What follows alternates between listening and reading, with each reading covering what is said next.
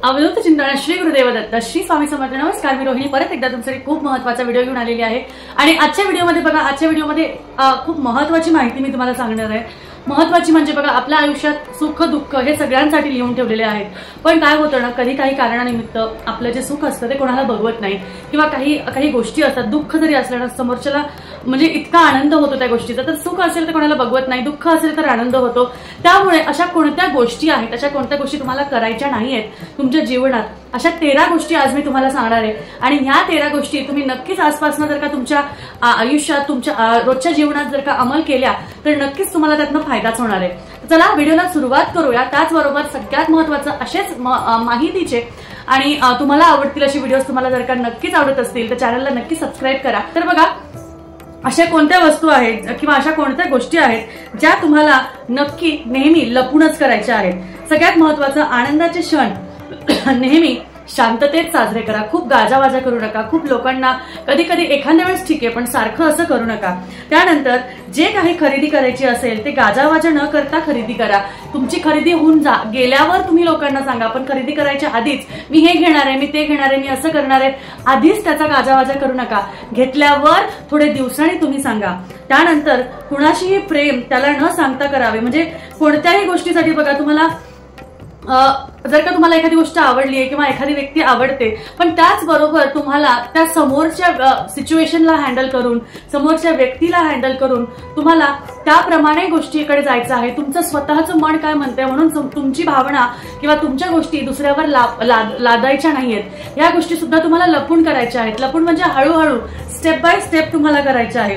त्यानंतर आपल्या आवडीच्या व्यक्तीसोबत जीवन जगा, बाकीचे तर फक्त वेळ वाया घालवतील। तुम्हाला जर का तुमचा खूप आवडता व्यक्ती तुमच्या बरोबर असेल आणि तुम्हाला असं वाटत असेल की नाही, हा माझ्यावर, कधी पण अशा व्यक्तीबरोबर तुमचं जीवन घालवा जो तुमच्यावर प्रेम करतो, न की तुम्ही ज्याच्यावर प्रेम करता। कारण आयुष्य अशाच व्यक्तीबरोबर घालवायला नक्कीच बरं वाटतं किंवा छान वाटतं जो आपल्यावर भरभरून प्रेम करतो आणि ज्याचा जीव आपल्यावर असतो। त्यानंतर बघा, तुम्हाला झालेले नुकसान तुम्हाला कोणालाही सांगायचे नाहीये। तुमच्या आयुष्यात बऱ्याचशा गोष्टी अशा होत असतील ज्यामध्ये तुम्हाला नुकसान होत असतील, तुम्हाला काही अशा गोष्टी घडत असतील ज्यामध्ये तुम्हाला असं वाटत असेल, अरे माझा इथे खूप तोटा झाला, मला इथे फायदा नाही झाला, तर हे लोकांना सांगत बसू नका की अरे मी असं गेलो होतो आणि इथे मला असं नुकसान झालं, तसं नुकसान झालं। लोक त्याची वाटच बघत असतात आणि त्याच्यावर बोलायला ते तयारच असतात। तुला जमत नाही तर तू करतो कशाला, असं सुद्धा बोलायला लोक कमी करत नाही। त्यामुळे तुमचं नुकसान सुद्धा लोकांना कधीच सांगू नका। त्यानंतर घरातील गोष्टी कोणत्याही बाहेरच्या व्यक्तीबरोबर शेअर करू नका। जर तुम्ही त्या बाहेरच्यांना सांगाल तर नंतर तुम्हालाच पश्चाताप होईल। बऱ्याच जणांना सवय असते, आपल्या घरात काय घडलं, आपल्या घरात काय झालं हे सगळं समोरच्याला, ती तिथे व्यक्ती कोणीही नातेवाईक असू शकते, मैत्रीण असू शकते, मित्र असू शकते, पण सगळंच आपल्या घरातलं काय झालं उठलं सुटलं सांगत बसू नका।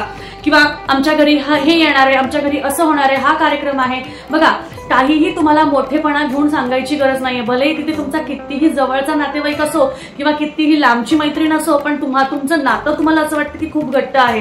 कारण काही लोकांना सवय असते की सगळ्या गोष्टी व्यवस्थित गुंडाळून घ्यायच्या, त्यांच्याकडनं माहिती करून घ्यायच्या, आणि मग स्वतःच्या बाबतीत जर तसं घडलं नाही तर ते स्वतःच दुसऱ्यांवर ते लादून तुम्हालाच नावं ठेवत बसतात। अशा पद्धतीने कधीच तुमच्या घरातल्या छोट्या मोठ्या गोष्टी याला त्याला सांगत बस, असंच झालं तसंच झालं असं अजिबात करू नका। तर नक्कीच बाहेरच्या कोणत्याच व्यक्तीशी खूप मोकळ्यापणाने घरातल्या बारीक निरीक गोष्टी कधीच शेअर करू नका, कारण त्याचा पश्चाताप आपल्याला नंतर स्वतःलाच होतो। त्यानंतर लोकांना नेहमी जाणून घ्यायचं असतं की तुम्ही किती कमवता, तुमचा पैसा किती आहे, तुमची संपत्ती किती आहे।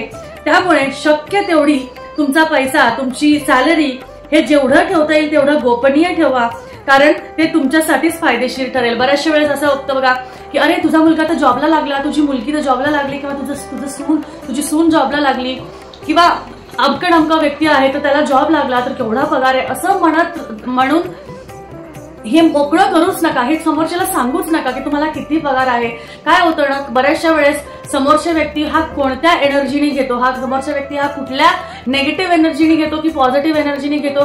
कारण काय असतं ना, आजकाल सगळ्यांना सगळं मिळणं शक्य नसतं, ज्याची त्याची कर्माची फळं त्यांना मिळतात, आणि अशा रीतीने एखादा व्यक्ती खूप कमी कष्टात पण लखपती होतो आणि एखादा व्यक्ती खूप कष्ट करतो तरी सुद्धा त्याला काहीही मिळत नाही। हे सगळे कर्माचे भोग आहेत। पण त्यामुळे काय होतं, जर का तुम्ही तुमची संपत्ती, तुमचा पैसा, तुमची सॅलरी जर का लोकांना सांगत बसले तर लोकांना त्याचा त्रास होईल आणि ती निगेटिव्ह एनर्जी तुमच्यावर येईल आणि तुम्हाला सुद्धा त्याचा त्रास होईल।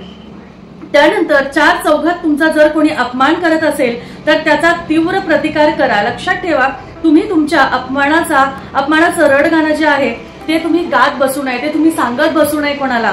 आणि उठसूट कोणीही तुमचा अपमान करेल असंही वागू नका। कसं होतं ना, आपल्याला असं वाटतं की अरे मी हे करतो, मी ते करतो, पण काही लोकांना खूप अशी सवय असते की उठता सुट्टा तुम्हाला काही बोलून जाणं, काही करणं। मग अशा रीतीने समोरच्याची जी सवय आहे ती तर आपण मोडू शकत नाही, पण त्या व्यक्तीला निग्लेक्ट करणं आणि अपमान सहन करणं सुद्धा तेवढंच चुकीचं आहे। त्यामुळे अशा व्यक्ती बरोबरच राहू नका आणि अशा व्यक्तींना आपल्यापासून लांब ठेवा। त्यानंतर मनात अशी अनेक गोष्टी असतात ज्या जग जाहीर केल्याने आपल्याला जीवनात संकटे येतात। बुद्धिमान व्यक्ती तेच विचार बोलून दाखवते जे त्यांच्या हिताचे असतात। कारण कसं असतं ना, अशा खूप गोष्टी असतात ज्या आपल्याला गोपनीय ठेवायच्या असतात। अशा खूप गोष्टी असतात ज्या आपल्याला एक वेळ आल्यानंतर लोकांना सांगितलं तरीही चालतं, पण आपण आपला मोठेपणा दाखवण्यासाठी, आपण आपल्या गोष्टी दाखवण्यासाठी गोष्टी जग जाहीर करतो। पण शक्यतो मोठी माणसं जी असतात बघा, श्रीमंत माणसं जी असतात ती कधीच जग जाहीर करून कोणतीच गोष्ट करत नाही। ते आधी गोष्ट करतात, अंमलात आणतात, सगळ्यांना त्या गोष्टी करायला लावतात आणि नंतर ती जग जाहीर होते। अशा पद्धतीने तुम्हाला जर का लवकरात लवकर यशस्वी व्हायचं असेल तर तुमच्या सुरुवातीच्या बेसिक स्टेपलाच अरे मी ह्या जॉबला ट्राय करणार आहे किंवा मी आता घर घेणार आहे असं करू नका। तुमची गोष्ट परिपक्व पूर्ण झाल्यावरच ती सांगा। त्यानंतर तुम्ही एखाद्या गुरूंकडून दीक्षा घेतली तर गुरूंनी दिलेला गुरुमंत्र हा सुद्धा कोणाला सांगू नका। त्यामुळे त्यांच्या मंत्राचा तुम्हाला अधिक लाभ मिळेल की मला ह्या गुरूंनी ही सेवा सांगितली आहे तर ती तू पण कर, तुला पण फायदा होईल, असं कधीच करू नका। एखाद्या गुरुनी त्यांच्या जवळचा गुरुमंत्र हा फक्त तुम्हाला जर का दिला असेल तर तो तुम्हीच करा। उगाच लोकांचा दुसऱ्यांचा फायदा होईल म्हणून तुम्ही चांगलंच कर्म करताय म्हणून असं करू नका। स्वतः अनुभव घ्या आणि त्यानंतर तुम्ही कृती करा। त्यानंतर जर तुम्ही एखादी औषध घेत असाल तर ते सुद्धा गोपनीय ठेवा, अन्यथा लोक तुमच्या आजाराचा आणि रोगाचा सुद्धा गैरफायदा घेतील आणि त्यातनं सुद्धा वेगळे तर्कवितर्क काढायला बघतील। त्यानंतर विनाकारण तुम्हाला कोणी तुमचं वय विचारलं असेल तर कधीच खरे वय सांगू नका। हे जेव्हा कायदेशीर गोष्टी असेल तेव्हा ठीक आहे, पण जर एखादा व्यक्ती तुम्हाला शक्यतो असं विचारत असेल तर खरं वय सांगू नका। याचा सुद्धा गैरफायदा घेण्याची शक्यता लोक अधिक प्रकारे करतात। शेवटची गोष्ट म्हणजे कधीही तुम्ही केलेले दान हे नेहमी तुम्हाला गुप्तच ठेवायचे आहे, तरच त्याचं फळ तुम्हाला पूर्णपणे मिळतं। कारण असं म्हटलं जातं की आपल्याला मिळतं ते फळ ते कधीही गुप्तपणे केलेल्यामुळेच आपल्याला ते फळ मिळत असतं, नाही तर ते आपल्याला लाभ होत नाही, त्याचा आपल्याला गुण मिळत नाही। अशा पद्धतीने कधी पण तुम्ही जे काही कर्म केलेलं असेल किंवा जे काही दान केलेलं असेल ते दान कधी पण तुम्ही गुप्तपणे करा। लोकांना सांगत बसू नका की मी हे दान केलं, मी ते दान केलं, मी अशा गोष्टी केल्या, मी तशा गोष्टी केल्या। हे तुम्हाला काहीही सांगायची गरज नाहीये। देवी देवतांना तुम्हाला तुमच्या मनापासून प्रसन्न करायचंय, त्यामुळे तुम्हाला कधीच कोणाला काहीही म्हणजे गाजावाजा करून सांगायची गरज नाही। तर ह्या 13 गोष्टी आहेत त्या तुम्हाला सर्वांपासून लपून ठेवायच्या आहेत। मी नीट पद्धतीत तुम्हाला एक एक करून समजावून सांगितलेलं आहे। व्हिडिओ जर का आवडला असेल तर नक्कीच व्हिडिओला लाईक करा आणि चॅनलला सबस्क्राईब करा। परत भेटूया अजून अशाच माहितीपूर्वक व्हिडिओ बरोबर, एका माहितीपूर्वक गोष्टी बरोबर। तोपर्यंत काळजी घ्या, स्वामी समर्थांचे नाव घेत राहा आणि असेच आपले व्हिडिओ बघत राहा। परत भेटूया। अवधूत चिंतन श्री गुरुदेव दत्त, श्री स्वामी समर्थ, जय जय स्वामी समर्थ।